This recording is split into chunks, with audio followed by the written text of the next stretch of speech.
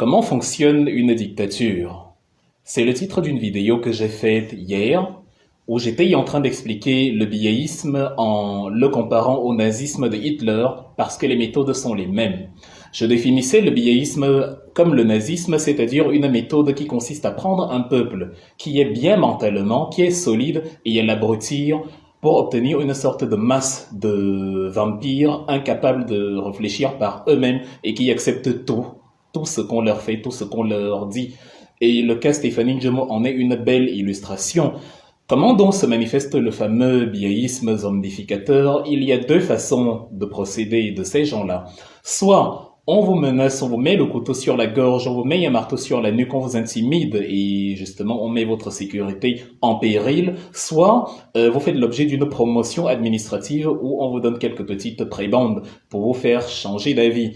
Quelques exemples, souvenez-vous, il y a quelques mois, le sous-préfet du département Villa, Monsieur Siliac Marie Vogo, était allé distribuer des seaux pour vaincre le Covid-19 dans un village de la région du sud, le village de Minkan. Il a eu la réponse du chef de la localité, Monsieur Calvin Bank, qui lui disait que non, ça ne m'intéresse pas, parce que le chef savait quels étaient les besoins de son village et de quoi ils avaient réellement besoin. Après quelques intimidations, un jour plus tard, Monsieur Calvin Bang revient et dit non, finalement, le chef de l'État est la 8e merveille du monde et que c'est superbe tout ce qu'il fait et que justement, il n'a jamais dit qu'il ne voulait pas les sceaux. Pourtant, les vidéos montraient bien qu'il avait dit « ça ne m'intéresse pas ». C'est donc ça, la zombification par la menace.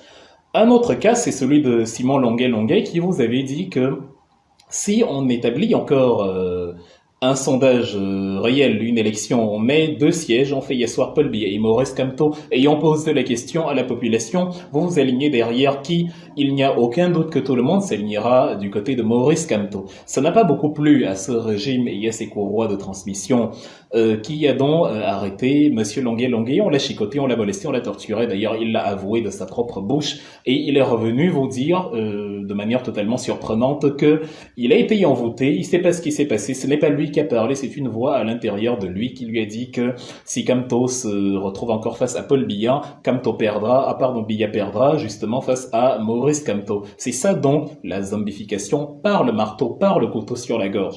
Maintenant, la zombification promotionnelle concerne, par exemple, monsieur le ministre délégué, celui que j'appelle le ministre de la pitrerie et du caca politique, Chandel Bouffonine. Il avait justement brillé il y a quelques décennies par le soutien aux 9 disparus de Bipanda et il y a quelques années, quelques temps, il s'est retrouvé reconverti en se définissant comme Paul de Tarse, c'est-à-dire Saul de Tarse alias Paul, l'apôtre, qui sur la route de Damas a eu les yeux ouverts et est su où se trouvait le chemin de la vérité, le chemin de Jésus. C'est donc ce bouffon du roi qu'on va prendre pour amener sur le plateau de Actualité Hebdo avec Ibrahim Cherif pour défendre l'idée selon laquelle Hitler a eu raison de massacrer les Juifs parce que les Juifs s'agitaient beaucoup et que c'est de la même façon que le régime Biya doit massacrer une certaine tribu au Cameroun qui s'agite beaucoup. Dans le même ordre d'idées, vous voyez quand je dis que le biéisme est un nazisme, les méthodes sont exactement les mêmes. Dans le même ordre d'idées de la zombification promotionnelle, Monsieur Mathias Siroko-Nangini, qui avait séduit une grande partie des Camerounais il y a quelques années encore, on se souvient de la formidable altercation intellectuelle contre Femme Dongo à l'université de Yaoundé 1, où il avait fait comprendre que le temps des pharaons est fini. Fin de citation. Comprenez par là, Biya a trop duré au pouvoir. Il avait dit on ne peut pas accepter l'enrégimentation de la démocratie, la captation du pouvoir. On ne peut pas accepter une logique de parti unique dans les faits, dans un pluralisme truqué. Maintenant, il faut dire à Mathias Seko-Nangini que lui, il est devenu le chantre de ce même biéisme où il pratique une neutralité truquée. C'est ça, la zombification promotionnelle.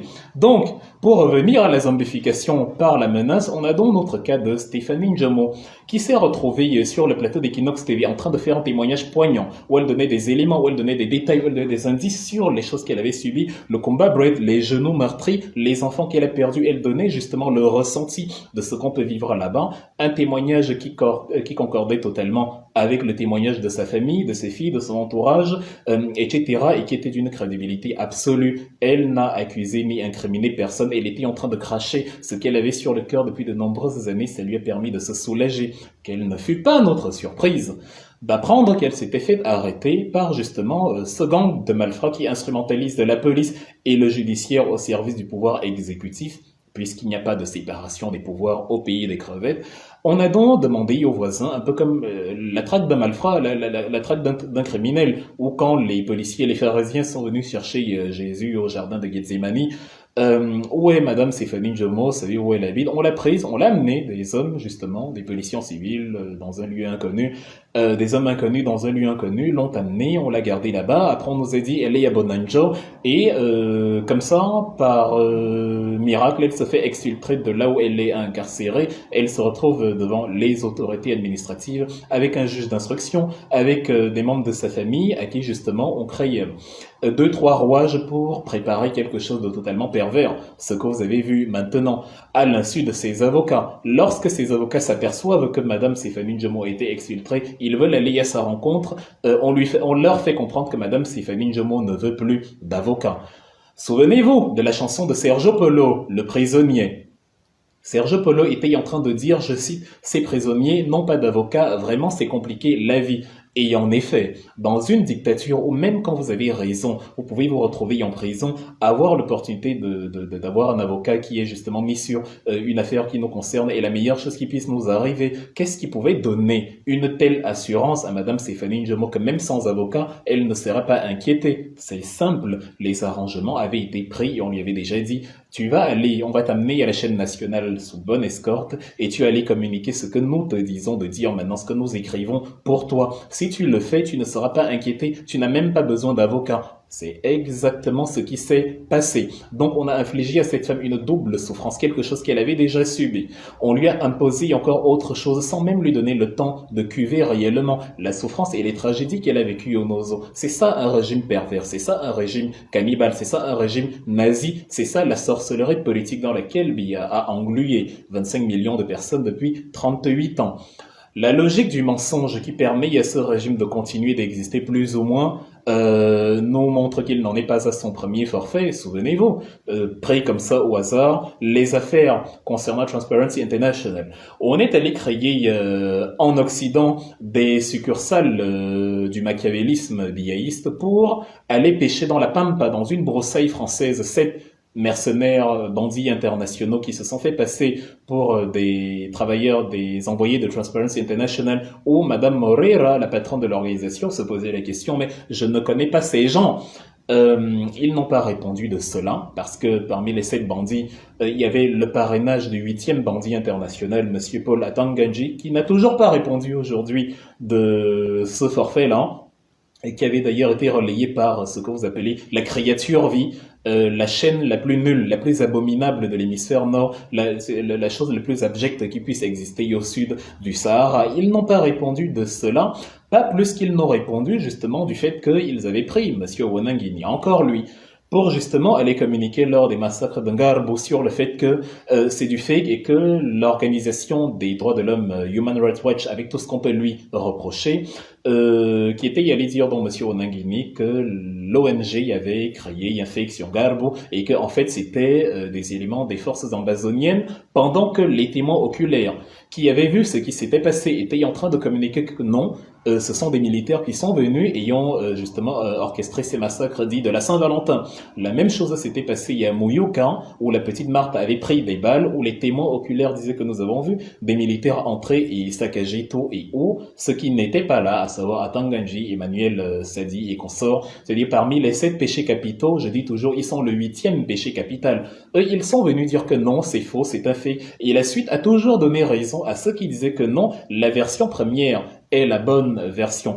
Ils n'ont pas répondu de cela. Ils ont même poussé la barbarie jusqu'à venir sur les cas du Covid-19.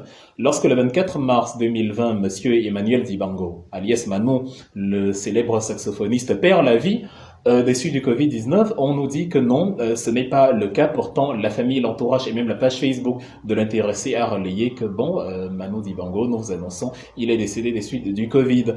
Ils ont appliqué cela aussi sur le directeur de Monsieur Njoka Richard, sur le directeur général de l'hôpital Lakansini à Douala, en lui faisant dire des choses qu'il n'avait pas dites, à savoir l'oncle de Monsieur Patrick Boma, Monsieur Mokuri et Sommet, était décédé des suites du diabète ou que sais-je encore. pendant que Patrick Boma confirmait que son oncle était décédé de suite du Covid-19. Donc, quand on va comme ça de mensonge en mensonge, de pitrerie en pitrerie par des gens qui n'ont plus honte de rien, on se pose la question, mais qu'est-ce qui les amène à en arriver là? Pourquoi est-ce qu'ils ont besoin de faire ça? Les témoignages de Stéphanie Njomo auraient pu passer inaperçus, parce que Parole de femme sur Equinox TV a lieu pratiquement, toutes les semaines. Donc, c'est un témoignage parmi tant d'autres on pouvait oublier et passer dessus. Mais pourquoi ils ont senti la nécessité de revenir dessus et de populariser cette histoire?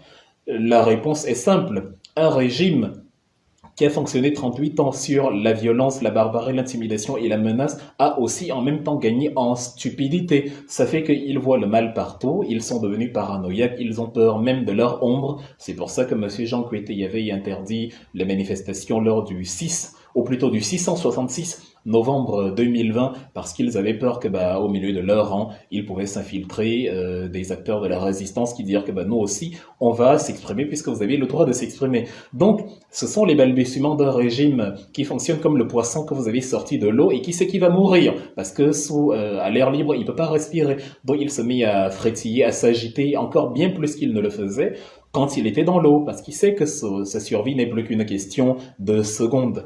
Donc, il fonctionne comme ça. En psychologie, ça s'appelle l'effet Streisand.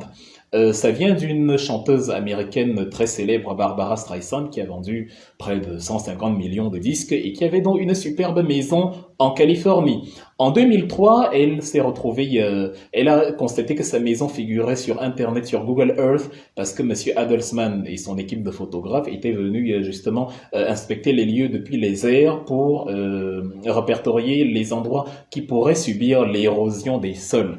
Sauf que Streisand, au lieu de se taire, comme on doit faire quand il y a une actualité que vous voulez cacher, ou du moins une rumeur sur vous que vous savez fausse et que vous voulez cacher, au lieu de se taire, elle s'est plutôt constituée partie civile pour aller porter plainte contre cette équipe de photographes pour qu'on efface sa maison de Google Earth parce qu'elle ne voulait pas que sa maison soit connue. Sauf que ça a produit exactement l'effet inverse et donc, en une semaine, il y a 450 000 personnes qui sont venues vers chez elle. Le régime de Biya, dans sa grosse bêtise, fonctionne exactement de la même façon. C'est-à-dire quelque chose qu'ils auraient pu passer inaperçu, laisser passer inaperçu. Ils ont eux-mêmes offert le derrière pour se faire humilier totalement publiquement, comme ils se sont fait humilier sur Garbo, sur Moyoka, sur Transparency International, sur Manu Dibango, sur l'hôpital Lakentini, et sur tout ce que nous avons eu de mensonges qu'ils ont pu nous servir en 38 ans. Il est vrai que c'est un grand avantage de ne pas connaître la honte. Il est vrai que c'est un grand avantage d'être imperméable au ridicule, mais je me réjouis plutôt de ce qu'ils viennent de faire. Parce que, comme vous, je suis très impatient de la sortie du groupe Equinox TV au courant de cette journée qui remettra la lumière sur cette affaire et on peut déjà être sûr que le groupe Equinox nous prépare la Tsar Bomba, l'une des bombes les plus farouches, les armes nucléaires les plus intrépides jamais larguées sur Terre par les Russes le siècle dernier. Et donc c'est avec grand plaisir que nous allons nous asseoir et regarder cela. N'en veuillez pas trop à Madame Stéphanie Njomo. Comprenez qu'elle est encore plus victime même que nous qui avons subi ces mensonges-là, parce qu'elle, on l'a privée de la consommation de sa douleur comme il se devrait. Un régime qui est incapable d'assumer ses forfaits, qui pensait que la violence pouvait tout régler, qui pensait que le mutisme, l'intimidation et que les dictatures sont éternelles, se retrouve justement en train de faire n'importe quoi et d'écraser les droits de l'homme parce qu'ils ont pensé que les droits de l'homme sont facultatifs. Le cas échéant, les droits de la femme, comme ils ont tiré sur des femmes, comme ils ont tiré sur les bébés, sur le dos de leur mère en abattant leur mère aussi, comme ils ont emprisonné les femmes de ménage, comme ils n'ont aucun respect sur les femmes, ils continuent de perpétrer justement leur nazisme cannibale qu'ils sont en train de faire. Mais le plus grand des pouvoirs étant le pouvoir des mots, de la parole, la plus grande des énergies étant l'énergie de la vérité, cette vérité-là, vous voyez comment elle est en train de les mettre sérieusement à mal et de les faire n'importe quoi. C'est sur ce n'importe quoi donc ils se mettent à réagir de manière totalement irrationnel et que justement le ridicule qui les attend dans les jours à venir va encore énormément rendre service à ceux qui veulent voir ce régime disparaître pour de bon. Bon début de week-end à vous et attendons tous ensemble la sortie du groupe Equinox TV, à qui je renouvelle d'ailleurs mon soutien mais totalement infaillible parce que au-delà des images, Ils rendent compte.